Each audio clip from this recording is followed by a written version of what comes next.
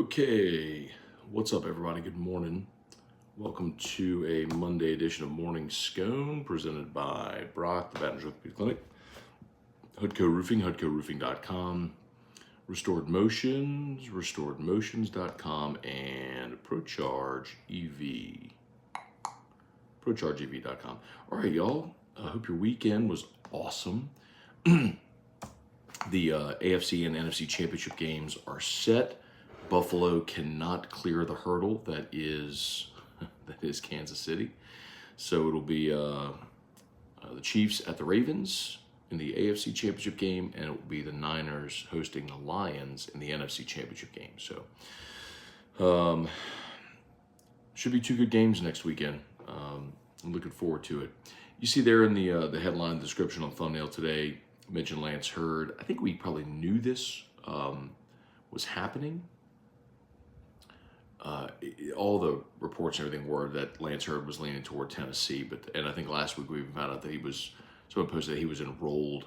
He was like in the student directory, so that was kind of a dead giveaway that he was headed to Tennessee. But on Sunday he announced it. So I think there's no sugarcoating it, that's a really good get for Tennessee and for Josh Heupel.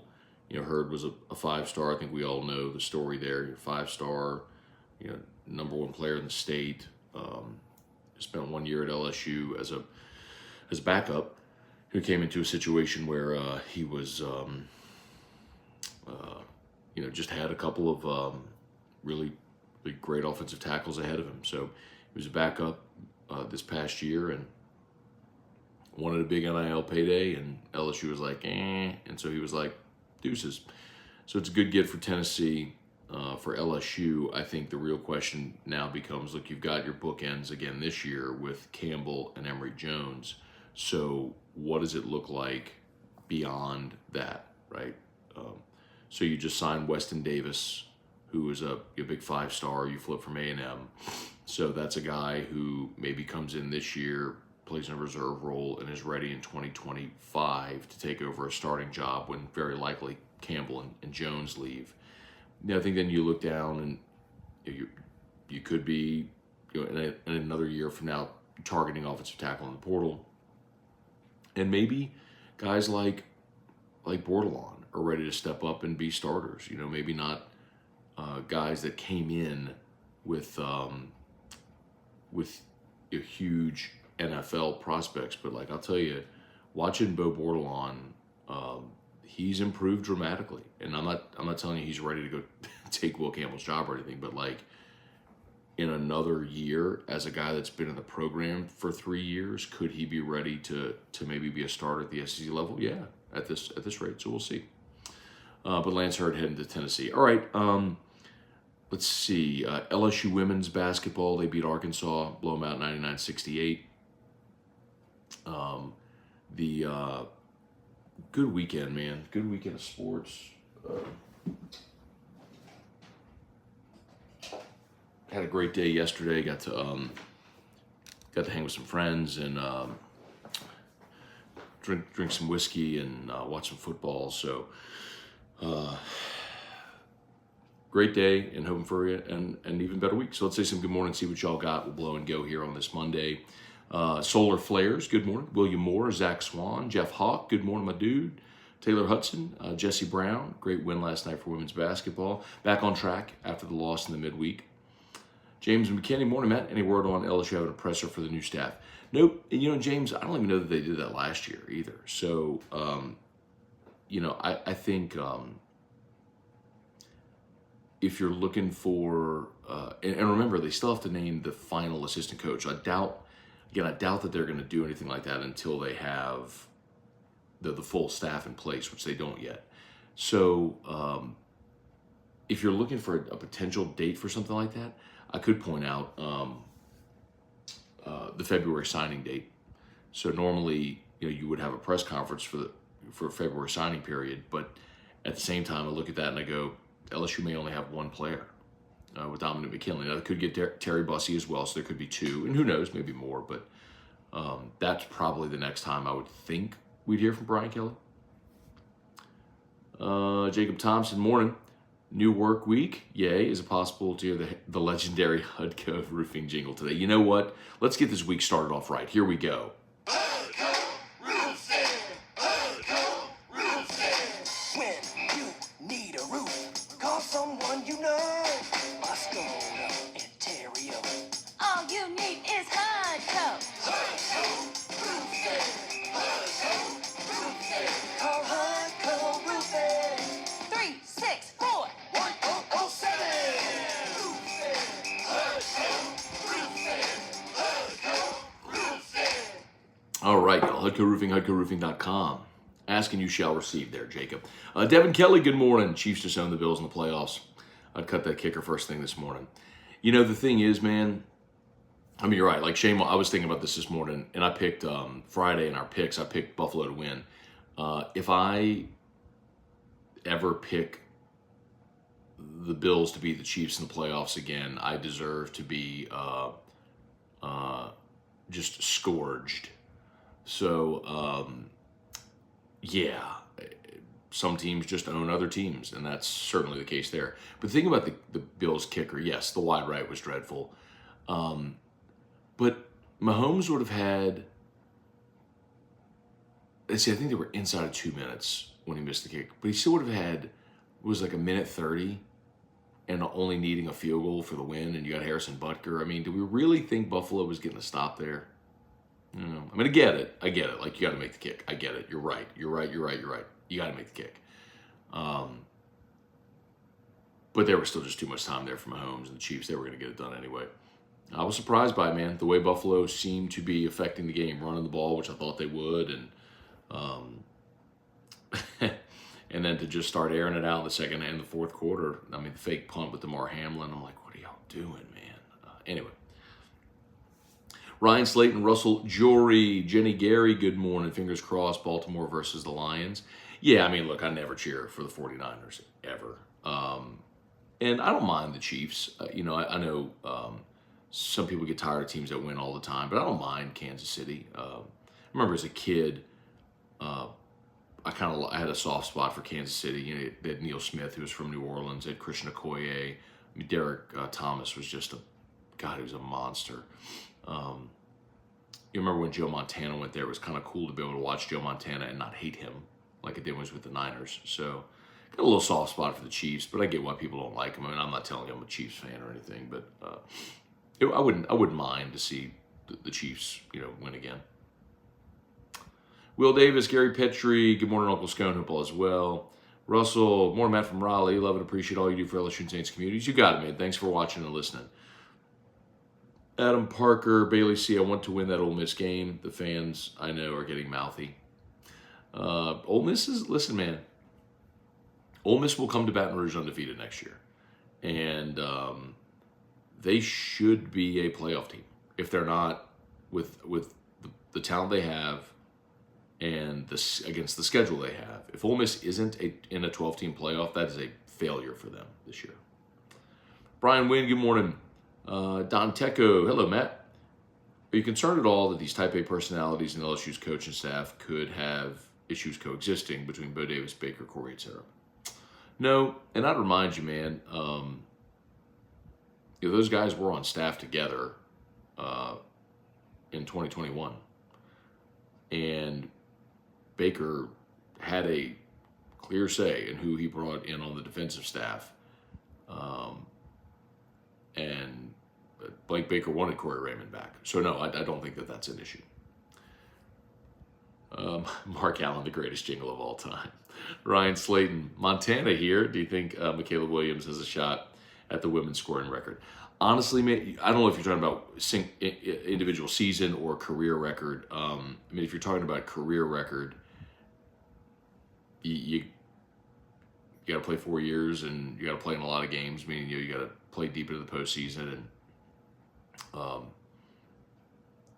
and that feels really premature to start going there. Brett DeGrow, Cliff Nelson. Good morning, Cliff. Thank you for your tweet last night. Jesse Brown, Matt, do you think the Lions can upset the Niners to continue the feel-good story? Can they? Yes, especially, look, I mean, the Niners were on the ropes. Like, they were not the better team for the bulk of that game. That was more missed opportunities by Green Bay than that was San Francisco going and winning the game. Now, I'll give Brock Purdy credit. The game-winning drive, he was 6 of 7 for about 50 yards. I mean, he played within himself and led the game-winning drive. Like, you get credit for that. But my goodness, man. And then obviously Carlson missed the field goal. That felt more like Green Bay missing opportunities than San Francisco winning. So if Detroit goes and plays the way they did yesterday, yeah, I mean, I don't see any reason why Detroit couldn't win that game. Now, Detroit also had a monster home field advantage, and which they won't have in San Francisco. So we'll see. Hey, Kelly Gross, good morning. Bruce Parker, Jason Kelsey for president. What an everyman moment, right? Shirtless Jason Kelly in Buffalo, wearing like jersey sweatpants, jersey brand sweatpants, shirtless, jumping into the stands to chug a beer when his brother scores a touchdown. That's so good. Jason Horn, good morning. Trey Fisher, good morning. Bruce Parker, Team Drew, F that come again. Thank you, man. I appreciate it. Charlie Cavell, hey, Dad, good morning. Bubba Smith, Thad Landry, Jim Arsenault. Charlie Cavell, give me your opening day starting lineup for LSU baseball. Not ready to do that yet, Charlie. Not ready to do that. I will. I'll give it to you when I'm ready, but I'm not ready to do that yet. Jay Borden, good morning. Steve Menard, morning, Matt. Does LSU have multiple championship sports dilute the NIL pool for football? So that's a good question, Steve. And short answer is yeah.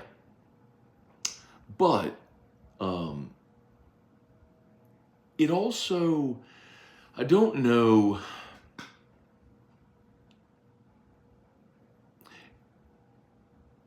See, I think how I want to say this. I don't know if the cumulative amount that goes to, say, baseball or women's basketball would have a massive effect on LSU football. For example, I know that LSU has the largest NIL spend in baseball in the country, and it's not particularly close. As a matter of fact, the number I was told is that LSU is about double the number $2 spend in NIL in baseball.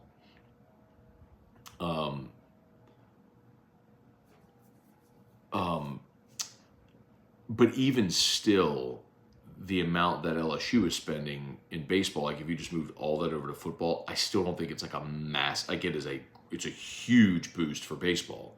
I don't know that it would be a massive boost for football. The other thing that's happening, I think, is and I think this is a very smart thing, by the way. And I'll just use one that I know. Like, look at what Gordon is doing. Gordon, who is using NIL as a legit marketing tool for his business. It's not just pumping money into LSU's collective to spend as they see fit. Like, he's working with the collective. But what I think you're going to start seeing more from Gordon, you are seeing it, is I think Gordon is going to take his dollar spend and spread it out over all of the other sports instead of his dollar spend maybe getting lost in football.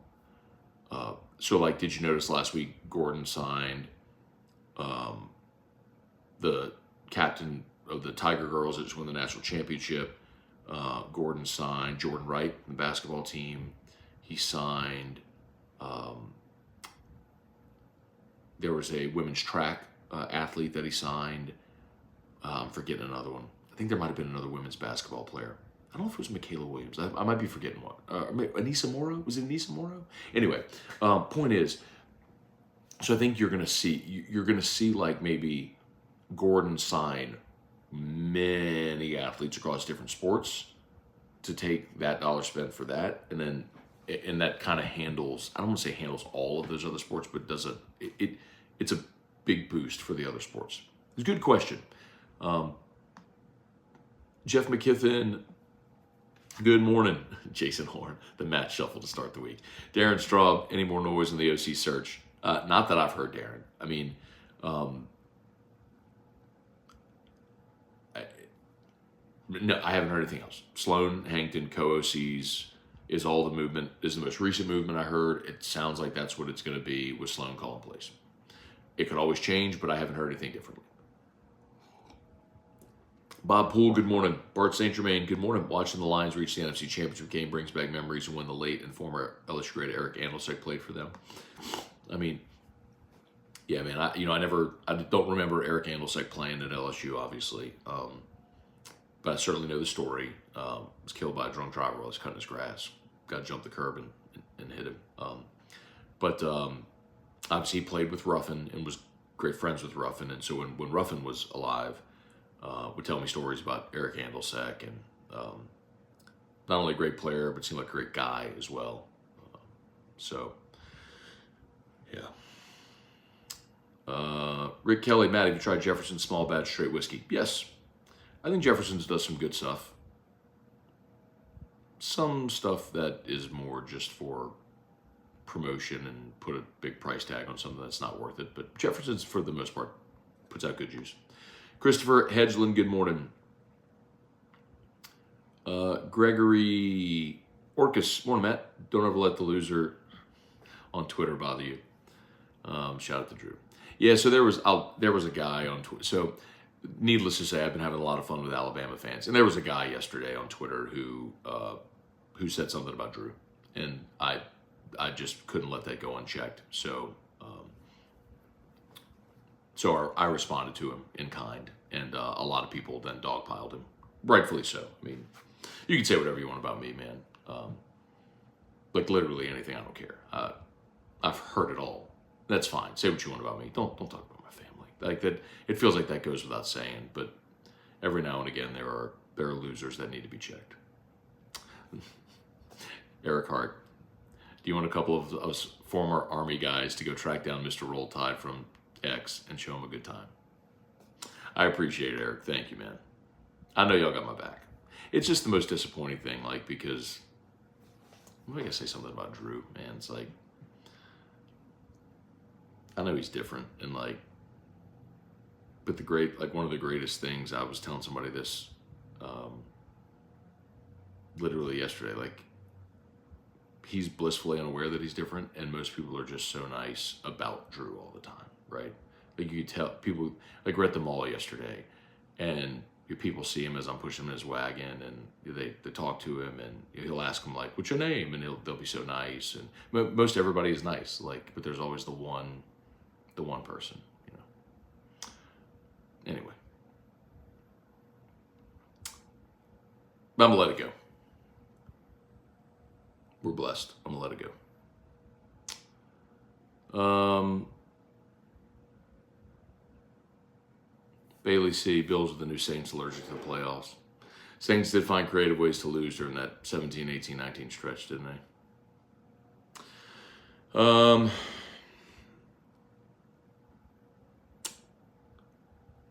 Tommy, Darren Mayer, Bills lost the game when Allen tried to throw it to the end zone, set underneath.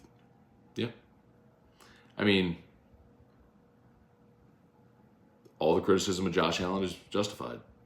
Tim Gotro, Lars Corville, Eric Wadrotter, saying this as a Corey Raymond fan, 2 years wasn't enough time for him to have an impact on Florida. Any concern the structure of his contract doesn't give him enough time here? No, and I'll tell you why, Eric, because knowing what was going on at Florida, Corey and Billy Napier did not see eye to eye on much of anything. So that was very much he was fired, but that was very much a mutual, like, let me go.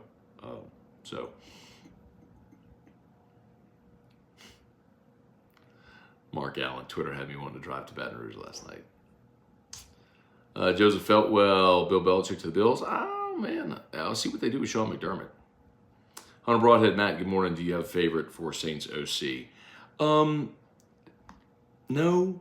I don't want to be a cop-out because I always like to answer your questions when you ask them. But I really don't, man. I don't know that I have. I don't want to retread.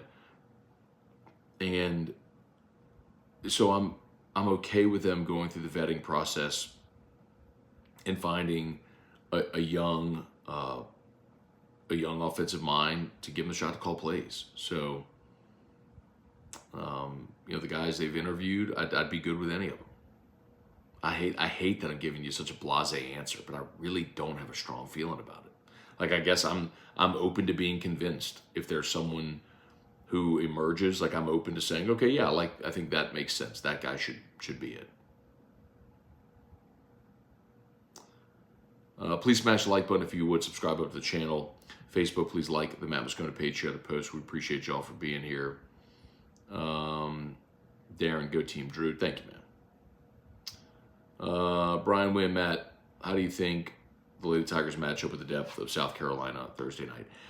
Brian, I like LSU in that game. The big challenge for LSU that they didn't have an answer for a year ago really was Aaliyah Boston, and she ain't there anymore. So I do like LSU in that game, especially at home. It's going to be a massive crowd. So Trivia Carter, good morning. Phil Stevens, good morning. Need to spend a couple dollars to put the softball program where it needs to be. Yeah, Phil. I mean, I know, and a lot of the coaches do go pound the pavement to try to drum up support for their own sports. I know Beth does that too. So they're on their way. Devin. Devin, you can go see it on Twitter.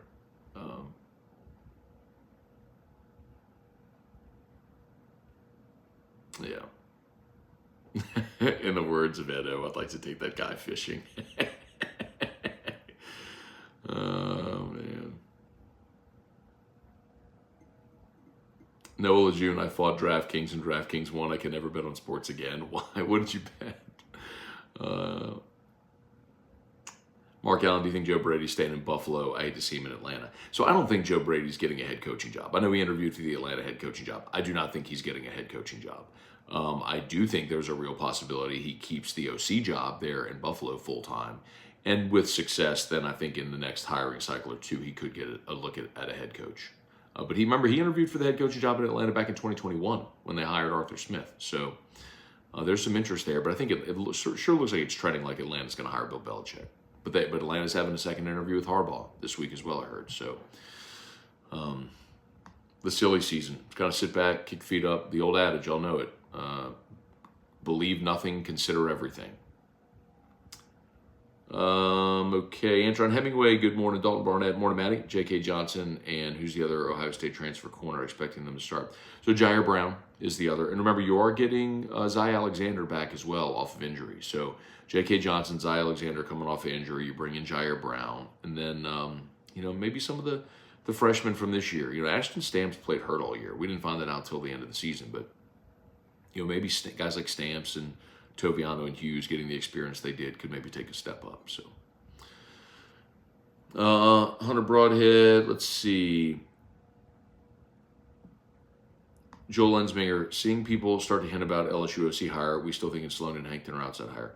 Yeah, I mean, again, Brian Kelly could always have,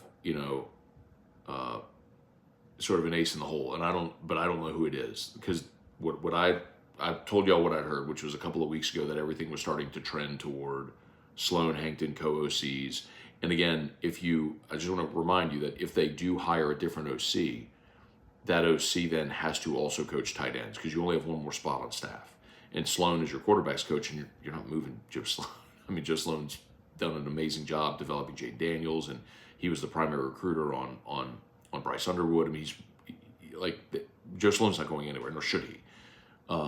So if you do hire an outside tight ends or outside OC, he also has to coach tight ends.